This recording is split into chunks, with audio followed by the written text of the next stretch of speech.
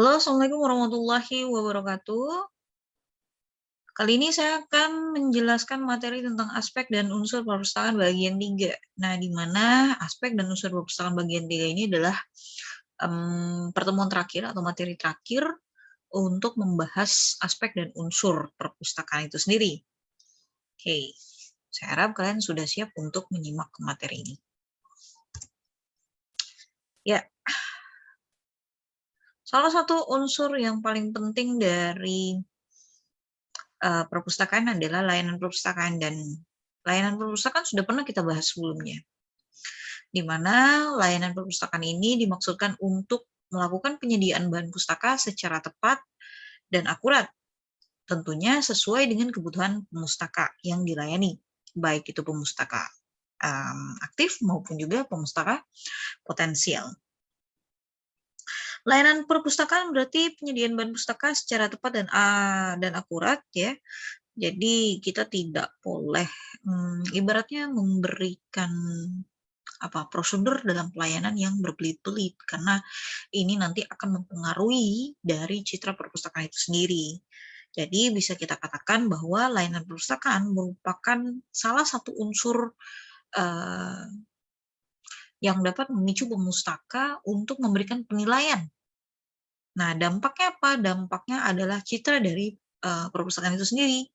Kalau misalnya pelayanannya kurang memuaskan atau buruk, maka citranya akan dipandang negatif.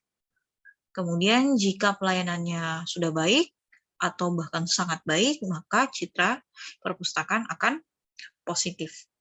Nah, kalau kita pikirkan sebenarnya kenapa sih kita harus memberikan pelayanan yang terbaik, dan memangnya kenapa dengan citra gitu? Apa pengaruhnya jika citra perpustakaan itu positif atau negatif? Ya kembali lagi gitu. Kalau dapat kesan yang negatif, dapat penilaian negatif dari pemustaka sehingga citra perpustakaan itu jelek, ya orang juga enggan akan datang ke perpustakaan tersebut karena image-nya tadi sudah tidak baik. Entah mungkin pada saat memberikan pelayanan, ada petugas yang melakukan kesalahan kecil dan itu membekas di hati pemustaka. Itu saja sudah bisa membuat pemustaka berpikiran jelek dan memberikan nilai jelek terhadap perpustakaan yang kita kelola. Itu sangat sangat disayangkan jika hal itu terjadi. Maka kita perlu melakukan optimalisasi terhadap layanan perpustakaan dari semua aspek yang ada pada layanan perpustakaan.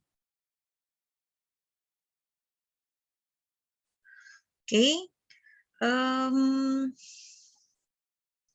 berikutnya, ya, masih dalam koridor layanan perpustakaan, maka yang harus kita sepakati bersama bahwa layanan perpustakaan ini wajib bisa memfasilitasi pemustaka untuk mendapatkan informasi yang mereka butuhkan dengan cepat, tepat, dan mudah.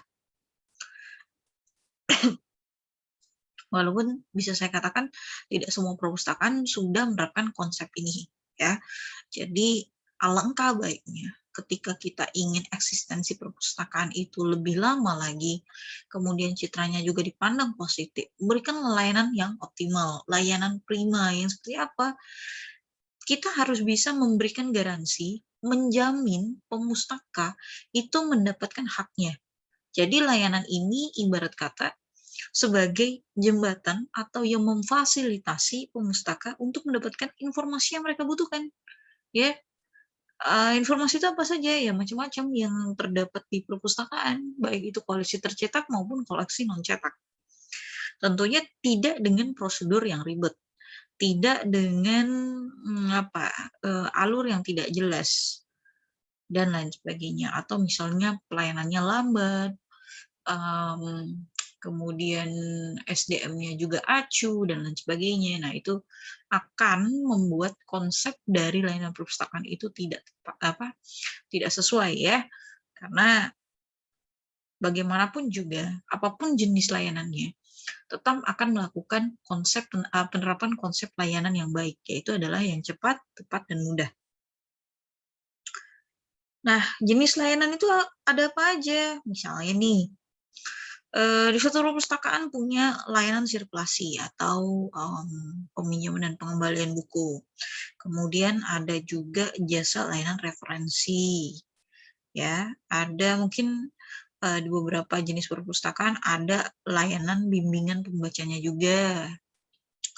Kemudian, bisa juga menambahkan, layanan silang layan. Jadi berbagai macam lah jenis dari layanan perpustakaan yang bisa kita terapkan di perpustakaan kita, tergantung sebenarnya dengan, eee, tantangan, peluang gitu ya, ancaman, dan kekurangan kita seperti apa, maupun kekuatan kita seperti apa dari lembaga kita ya tentunya ya. Nah jadi, eee, kita harus selalu siap dan, mmm, terus mencoba untuk melakukan inovasi layanan agar pemustaka kita itu merasa puas dengan pelayanan perpustakaan kita. Jadi tidak hanya layanan itu saja, kemudian tidak dalam pelayanan yang lambat, ya kita harus bisa melakukan antisipasi terhadap, kebutuhan pemustaka gitu ya. Nah, terlebih lagi yang menjadi isu dan menjadi permasalahan bersama para pustakawan ketika pandemi COVID-19 ini melanda, banyak sejumlah perpustakaan mau tidak mau mereka harus didorong untuk melakukan inovasi layanan. Karena adanya pembatasan mobilitas, nah artinya pustakawan harus berpikir nih, gimana caranya memberikan pelayanan walaupun mereka tetap di rumah saja.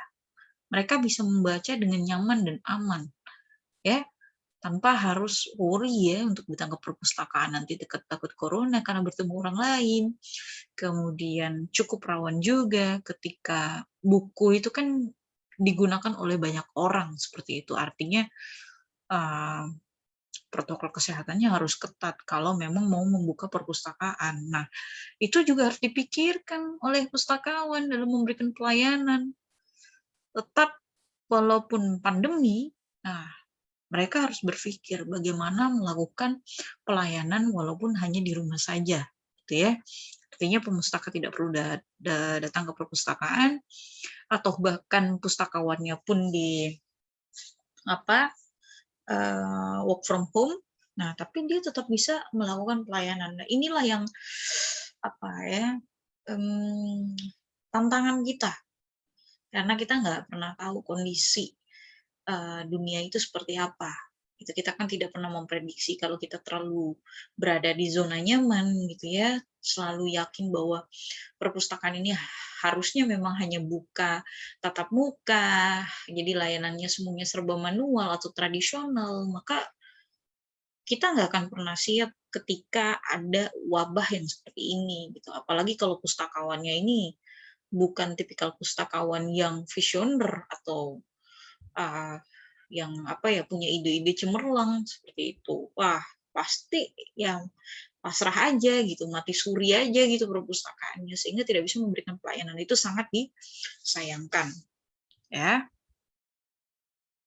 Oke, berikutnya kita akan membahas tentang unsur berikutnya, yaitu adalah anggaran dari perusahaan itu sendiri. Jadi anggaran itu adalah salah satu, mmm, unsur yang sangat penting. Kalau tidak ada anggaran gimana dia bisa bergerak, ya enggak? Nah, inilah yang banyak dijadikan alasan. Jadi unsur ini tuh seolah-olah sangat vital, eee, bagi perpustakaan, bagi lembaga ini ya. Nah, jadi mereka selalu mengatasnamakan anggaran untuk tidak melakukan program atau tidak menjalankan, aktivitas perpustakaan dengan seharusnya. Nah, ya memang kita akui kalau tidak ada anggaran ya sesuatu memang tidak bisa berjalan, tetapi pustakawan ini kan dibekali dengan begitu banyak profesionalismenya gitu ya. Sehingga seharusnya idealnya pustakawan ini bisa berpikir ya, apa yang bisa diupayakan untuk tetap melaksanakan program, melakukan inovasi gitu, memberikan kepuasan kepada pemustaka, walaupun mungkin dengan keterbatasan anggaran. Ya, dalam Undang-Undang Nomor 43 Tahun 2007 tentang Perpustakaan sudah disampaikan minimal itu 5% budget dari lembaga induk itu untuk pengembangan perpustakaan. 5% itu sebenarnya sudah cukup banyak. Namun boleh nggak lebih dari 5%? Wah, sangat boleh kalau memang lembaga induk bisa memberikan budget besar terhadap perkembangan perpustakaan. Tetapi kalau misalnya di bawah 5% bagaimana, Bu? Boleh juga, nggak masalah. Kita terima aja berapapun yang diberikan oleh lembaga induk untuk pengembangan perpustakaan. Ya, ya gimana kita mau menuntut kurang ya? Siapa sih yang pernah puas dengan budget yang dianggarkan apalagi cuma 5%. Karena dalam sebuah roda instansi banyak sekali kan kebutuhan yang harus dipenuhi. Jadi anggaran itu memang alokasi anggaran harus dibagi-bagi secara merata. Nah, termasuklah perpustakaan itu mendapat bagian di situ. Jadi kita bisa katakan anggaran perpustakaan ini merupakan aspek penting untuk keberlangsungan suatu perpustakaan. Saya sangat setuju. Jadi dari berbagai macam unsur dan aspek perpustakaan yang sudah saya jelaskan, anggaran ini ya termasuk aspek yang penting. Tapi apakah jika anggaran minim ataukah anggaran ini tidak mencukupi bahkan nol akan membuat perpustakaan mati? Memang betul, tetapi ada caranya. Artinya pustakawan ini bisa berpikir, bisa melakukan banyak hal untuk mendapatkan atau memperoleh anggaran. Kita nggak boleh bergantung saja dengan lembaga induk, karena banyak sekali inovasi yang bisa kita lakukan.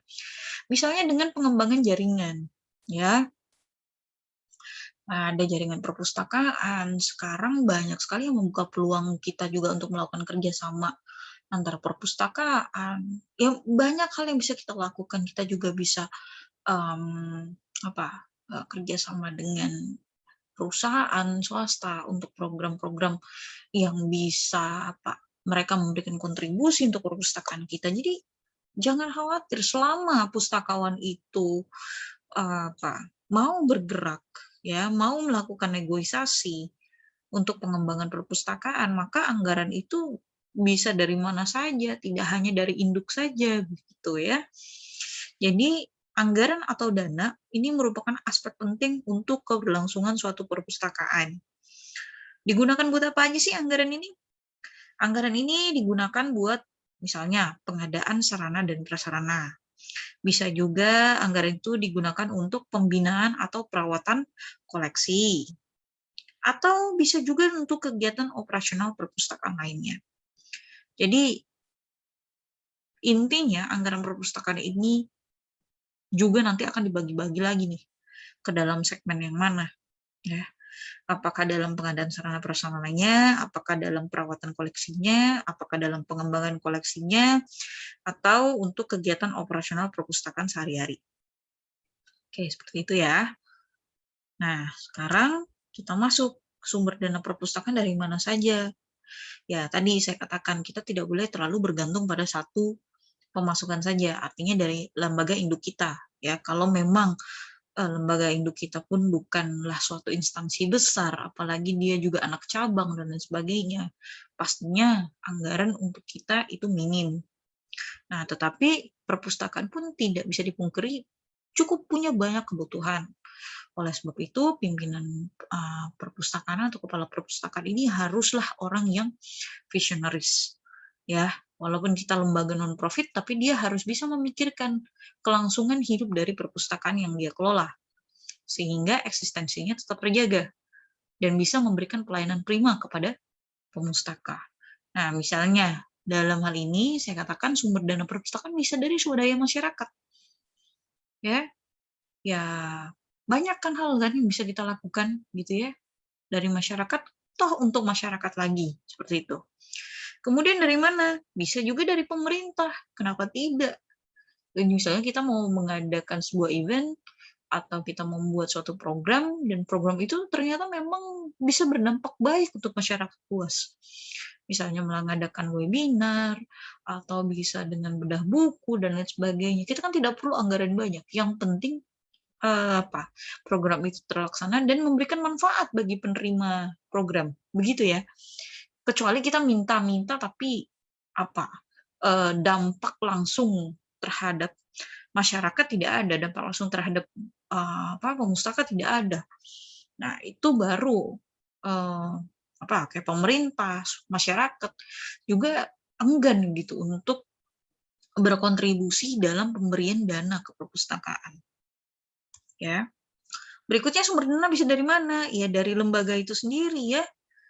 Bisa dari lembaga itu sendiri, bisa dari lembaga lain ya, bisa dari swasta, bisa dari perusahaan dan lain sebagainya. Jadi jangan hanya berpikir anggaran itu datang dari lembaga induk kita saja. Kita bisa melakukan inovasi ya, atau melakukan kerjasama dan perluasan jaringan untuk mendapatkan dana. Nah, berikutnya bisa dari mana lagi? Nah, yang terakhir bisa dari bantuan dana. Ya, bantuan ini ya kita kan punya banyak kolega, banyak relasi lembaga itu ya. Jadi ya untuk mendapatkan dana bantuan itu sangat memungkinkan sekali. Nah, misalnya dari yayasan seperti itu ya, ataupun dari um, orang-orang yang berpengaruh ya, ataupun apa ibaratnya um, orang yang senantiasa memberikan orang yang dermawan lah seperti itu ya, yang memang punya concern terhadap pendidikan dan dia mau menyumbangkan dananya ataupun berkontribusi dalam bentuk yang lain ya untuk pengembangan perpustakaan, karena dia melihat juga bahwa perpustakaan ini sebenarnya dampaknya baik buat masyarakat luas seperti itu. Kemudian sumber dana berikutnya ada dari jasa layanan. Kita juga bisa melakukan inovasi layanan misalnya dari fotokopi, dari jasa pembuatan paket informasi dan lain hal sebagainya, misalnya jasa translate dan lain sebagainya. Nah, itu bisa kita tarik biaya, tapi bukan berarti kita menjual produk atau koleksi perpustakaan, tidak ya, kita menjual jasanya. Artinya ada usaha lebih yang dilakukan pustakawan untuk membuat suatu hasil ya, suatu informasi sesuai dengan kebutuhan atau keinginan pemustaka, maka bisa diberikan charge. Nah, kemudian bisa dari mana lagi? Bisa juga dari CSR atau Corporate Social Responsibility, di mana setiap perusahaan ya, baik itu perusahaan swasta ataupun perusahaan ataupun lembaga pemerintahan itu juga punya kok kewajiban untuk melakukan CSR ya. Makanya kalau kita mengadakan program atau event, biasanya kita minta sponsor baik dari pemerintah maupun dari swasta, karena mereka punya kewajiban untuk melakukan corporate social responsibility. Jadi tanggung jawab sosial mereka terhadap lingkungan sekitar.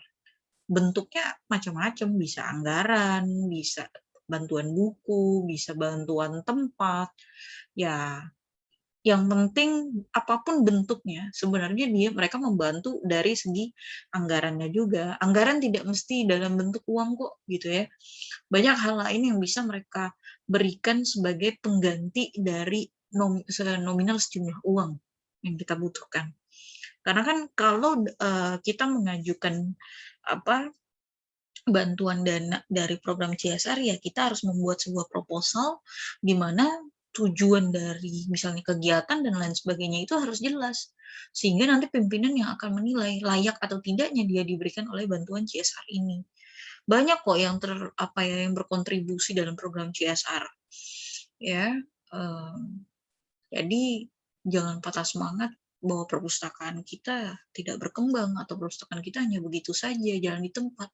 Sebenarnya yang membuat perpustakaan itu jalan di tempat ya adalah SDM-nya itu sendiri gitu, yang tidak mau bergerak dan punya jiwa visioner gitu. Selama dia punya motivasi, dia mau bergerak, dia berpikir bagaimana cara mengembangkan perpustakaan, maka perpustakaan itu bisa maju. Jadi apa yang perlu kita benahi? Mindset-nya. Kalau mindset-nya itu sudah baik, maka kita nggak perlu bergantung pada satu sumber saja, sumber dana saja gitu. Nah, toh saya sudah menjelaskan banyak sumber dana yang bisa kita upayakan ya. Nah, seperti itu. Oke, sekarang apa saja sih prinsip dari anggaran? Nah, prinsip anggaran itu ada beberapa. Yang pertama adalah sumbernya pasti. Ya, kita perlu pahami bahwa uh, sum ya ada sumber pasti yang memberikan kita anggaran, misalnya lembaga induk kita, lembaga penaung dari perpustakaan kita berada. Itu pasti memberikan sumber dana yang pasti. Kemudian prinsip dari anggaran berikutnya adalah penggunaannya menurut rencana. Kita tidak bisa seenaknya saja gitu meminta anggaran tanpa ada perencanaan yang jelas. Tadi saya bilang kalau kita minta bantuan pun kita minta bantuan dari program CSR, swadaya masyarakat dan lain sebagainya atau pemerintah, ya kita juga harus membuat perencanaan. Kita sebenarnya menggunakan anggaran buat apa? Untuk pengembangan koleksi kah? Untuk membuat program perpustakaan kan untuk apa? Jadi penggunaannya harus berdasarkan dari rencana. Oleh sebab itu semua instansi termasuk perpustakaan pun itu pasti melakukan perencanaan di awal tahun dan ada laporannya di akhir tahun. Tapi kalau rencana pemrograman ya itu ada rencana di awal dan ada rencana di akhir sesuai dengan lamanya program. Seperti itu. Kemudian ada ya tentu saja budget based on program. Nah, maksudnya gimana nih budget based on program? Jadi orientasi penggunaan dana ini harus berdasarkan program yang berjalan. Tadi saya katakan ya penggunaan itu kan bukan hanya dari pengembangan koleksi, kemudian untuk operasional kegiatan perpustakaan sehari-hari, bukan hanya untuk misalnya pengadaan sarana prasarana, tetapi perpustakaan ini harus memiliki program. Program apa? Misalnya pengembangan minat baca, program peningkatan literasi, program pelatihan keterampilan SDM. Kan banyak gitu program yang lain yang memang harus kita jalankan. Untuk apa ya? Untuk kita kepada masyarakat. Itu kan bentuk tanggung jawab perpustakaan juga gitu. Misalnya pelatihan SDM saja adalah salah satu upaya perpustakaan untuk memberikan pelayanan yang baik. Kalau SDM berkualitas, tentunya pelayanan juga menjadi lebih baik atau lebih berkualitas seperti itu. Jadi suatu perpustakaan itu pasti juga melakukan program. Program itu macam-macam, ya. Kemudian apalagi pengelolaannya harus akuntabel dan responsibel, ya. Ya ini sudah pasti. Lembaga apapun itu pasti harus juga menjalankan sesuai dengan akuntabilitasnya dan responsibilitasnya juga. Ya, kita harus transparan, kita harus sesuai dengan rencana tadi dan harus dipertanggungjawabkan. Ya, apa yang kita rencanakan, kita laksanakan, kemudian kita pertanggungjawabkan. Itu penting sekali. Namanya anggaran itu begitu ya. Dan anggaran itu tidak bisa budget suka-suka.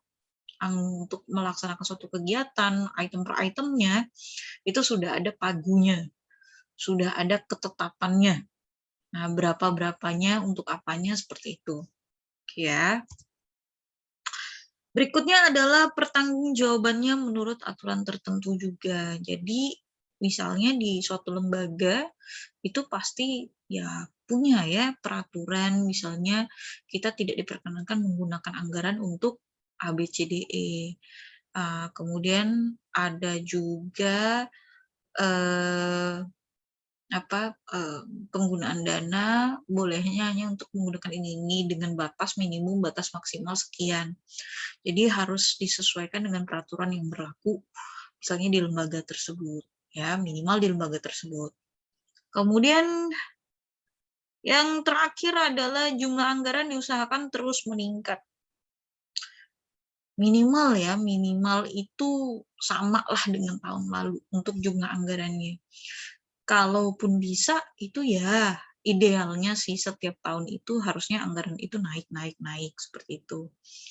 Ya, tapi kalau memang tidak memungkinkan minimal setara. Tapi memang ada kondisi tertentu misalnya pada saat pandemi COVID-19 ini semua anggaran itu dipangkas.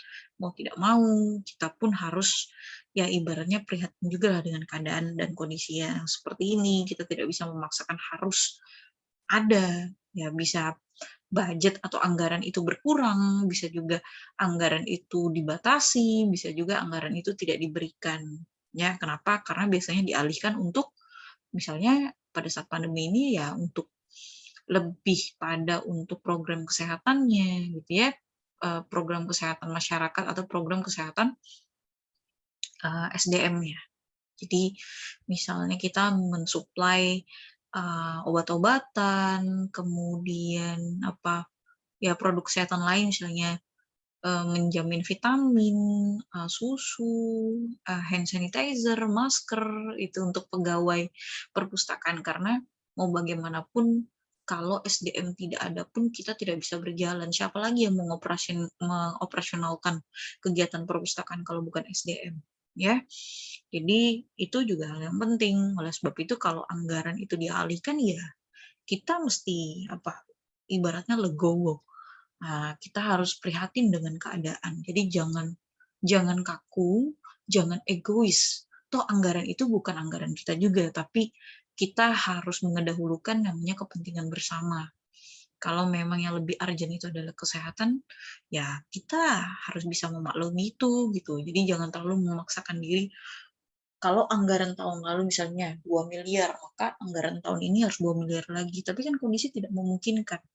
Mungkin kita hanya bisa menerima 1 miliar atau 1,5 miliar untuk pengembangan perpustakaan, ya sudah, tidak masalah, itu sudah alhamdulillah, gitu ya kan. Jadi, ada kasus-kasus tertentu, artinya kondisi tertentu yang memang memungkinkan kita tidak bisa, terlalu berharap banyak bahwa anggaran akan terus meningkat, tapi memang diusahakan untuk terus meningkat. Itu idealnya ya, yang saya bicarakan pada saat ini adalah idealnya. Tetapi ketika kalian nanti menjadi seorang pustakawan di lapangan nanti, di tempat kalian bekerja, ada hal-hal yang memang tidak akan sesuai dengan teorinya. Nah, ketika tidak sesuai dengan teori inilah yang harus kalian perbaiki sesuai teori. Tetapi kita tidak bisa memaksakan semua harus berjalan dengan baik sesuai teori, karena ada beberapa faktor lainnya, baik itu faktor internal maupun faktor eksternal, ya.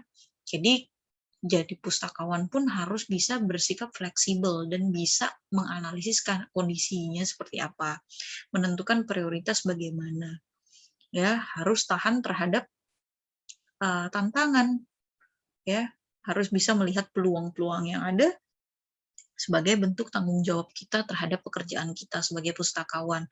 Itu yang dikatakan pustakawan yang profesional. Tetapi kalau kita hanya pasrah saja, hanya menerima keadaan saja, hanya mengeluh saja, maka bisa kita katakan dia belum layak dikatakan pustakawan yang profesional. Seperti itu. Oke, mungkin itu saja yang bisa saya jelaskan tentang materi, aspek dan unsur perpustakaan bagian 3 yang menjadi bagian akhir dari pembahasan, satu topik besar ini, ya. Terima kasih, semoga, ilmu yang saya share bermanfaat. Assalamualaikum warahmatullahi wabarakatuh.